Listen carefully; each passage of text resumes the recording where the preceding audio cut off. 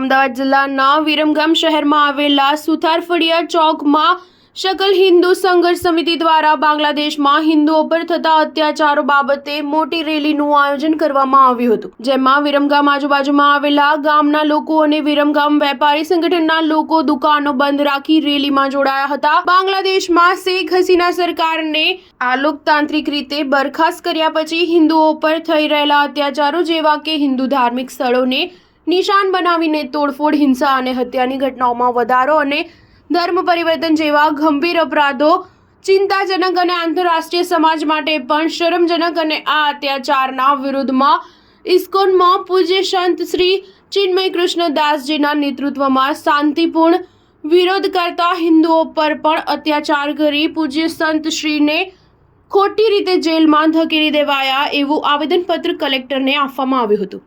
Star news 7 Viramgam.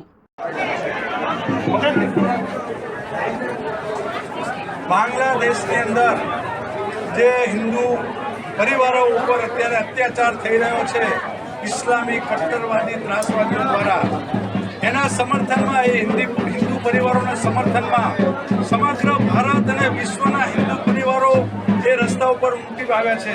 એના ભાગ સ્વરૂપે સમગ્ર વિરમગામ જિલ્લામાંથી સંપૂર્ણ હિન્દુ સમાજ આજે વિરમગામમાં એક મૌન સ્વરૂપે આક્રોશ રેલી યોજીને અત્રે કલેક્ટર સાહેબને આવેદનપત્ર આપ્યું છે।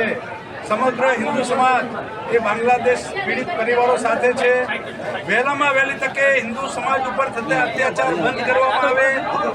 આપણા પૂજનીય સંતો ચિન્મયદાસ પ્રભુને જે ધરપકડ કરવામાં આવી છે, સાથે સાથે જેટલા 9 જેટલા સાધુ સંતો પણ જેલમાં બંધ છે, એમને વહેલી તકે છુટકારો આપવામાં આવે। આપણા હિન્દુ પરિવારોને મુક્ત કરવામાં આવે।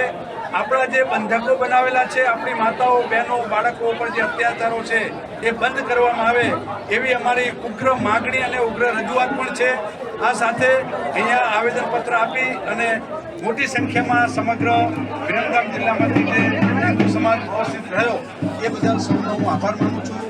ધન્યવાદ। ભારત માતા કી જય। પાટડી, સુરેન્દ્ર, નેત્રોજ, સાણંદ, નળકાંઠા વિસ્તાર, આ દરેક તાલુકામાંથી, દરેક ગામમાંથી સર્વે હિન્દુ સમાજના બહેનો, માતાઓ, ભાઈઓ તથા વિદ્યાર્થીઓ પણ ઉપસ્થિત રહ્યા છે।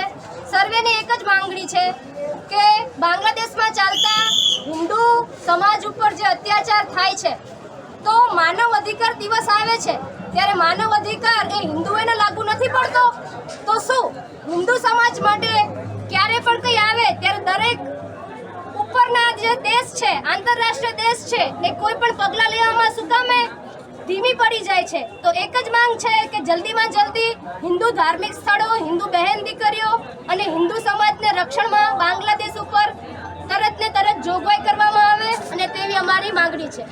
જય શ્રી રામ।